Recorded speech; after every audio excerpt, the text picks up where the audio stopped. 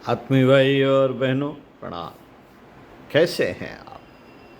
आशा है अच्छे ही होंगे। स्वाध्याय सत्संग कर रहे होंगे, चिंतन मनन का क्रम बनाए होंगे, कुछ अच्छा पढ़ रहे होंगे, कुछ अच्छा सुन रहे होंगे।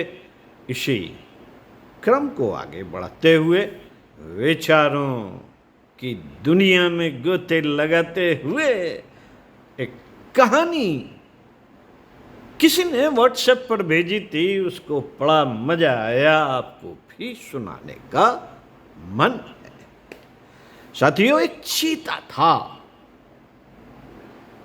चीता का एक बच्चा था और वो जंगल में घूमते हुए शिकार करने के लिए सोचता हुआ चला जा रहा था कि आज मैं शिकार करूंगा। एक लकड़बग्घा वहां से निकला, उसने चीते को देखा, कहा, देखकर कहा, कहां जा रहे हो बेटा, कहां जा रहे हो? कुछ नहीं दादू, अब आज मैं जा रहा हूं शिकार करने के लिए। अरे तुम बहुत छोटे हो, अभी से शिकार करोगे? कैसे शिकार कर पाओगे, अभी तुम बहुत छोटे हो। और चीते का बच्चा निराश हो गया, हताश हो गया। उसके मन में जो उमंग उत्साह उछाले मार रहा था, जो उसके मन में एक शिकार करने की इच्छा जागृत हो रही थी, वह तुरंत ही दम तोड़ दी, हार कर बैठ गया और वापस लौट गया।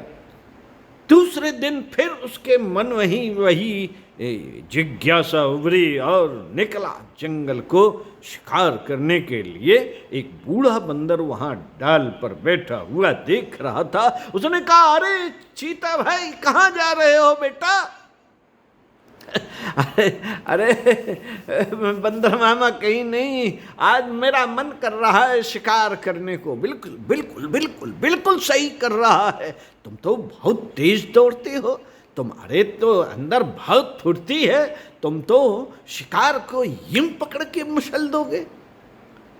बंदर की उस बात को सुनकर उसे बड़ा रोमांच हुआ उनकी। बिल्कुल, मैं तो ऐसा ही कर दूंगा।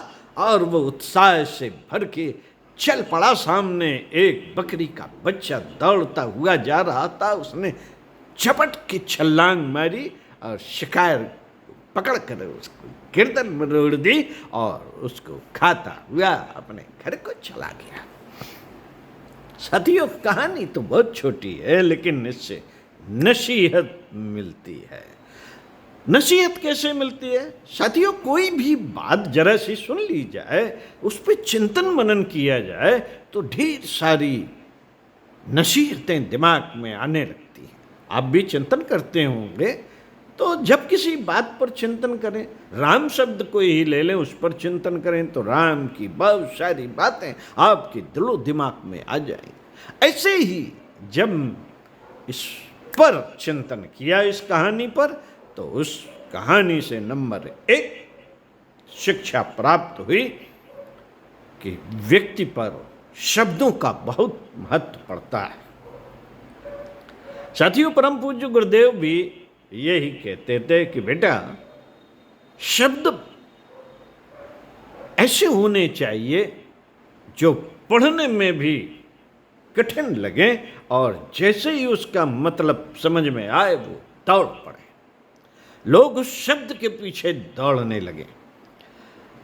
तो अब वो साथियों, मेरी वाणी में वो शब्द नहीं है उस तरीके से, लेकिन गुरुदेव की वाणी सुन लीजिए, उनकी पुस्तकें पढ़ लीजिए, एकदम से उत्साह मिल जाता है। मैं तो बस वो बातें बताने का प्रयास करता हूँ कि आपको शब्दों की ताकत जाननी चाहिए। आप किसी को भी उत्साहित कर सकते हैं और हतोत्साहित भी। तो इस कहानी से नंबर 1 शिक्षा यही मिलती है कि ऐसे लोगों से दूर रहा जाए जो आपको निरुत्साहित करते हैं, आपके काम करने में इस तरह की बात डालते थे, अरे यार तुम कैसे कर पाओगे। नंबर 1, ऐसे लोगों से दूरी बना के रखें। जो आपको हतोत्साहित करते हैं, जो आपको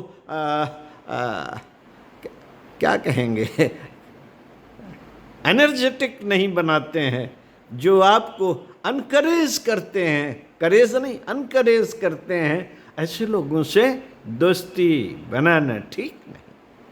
नंबर 2, ऐसे लोगों से दोस्ती बनाइए जो आपको बंदर, जैसे बंदर ने कहा था कि अरे तुम ऐसा कर सकते हो,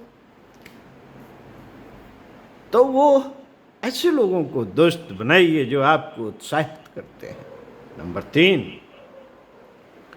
नंबर तीन कि आप में वो क्षमताएं हैं, आप में वो क्षमताएं हैं।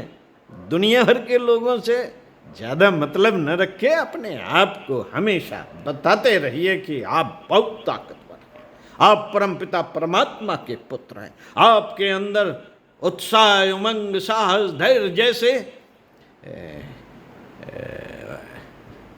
प्रेरक शब्दों का लहरें उछाले मार रही हैं। आपके ब्लड में लाल रक्त कड़ी काएं तेजी से दौड़ रही हैं। आप में ओज है, वर्चस्व है और जाने क्या क्या है। आप परम हैं, परम शक्तिशाली हैं।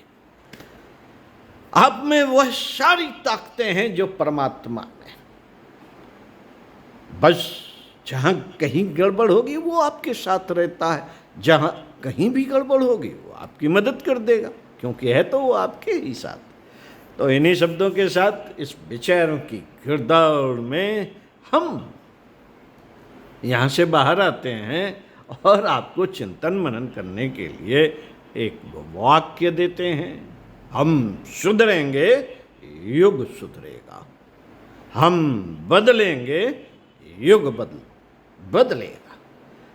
तो सुधरेंगे से इसलिए ढूंढिए, चिंतन मनन करिए और ढूंढिए कि हमारे भीतर कौन कौन सी बुराइयां हैं जिसकी वजह से हम सर्वश्रेष्ठ ऊंचाई नहीं पा सके।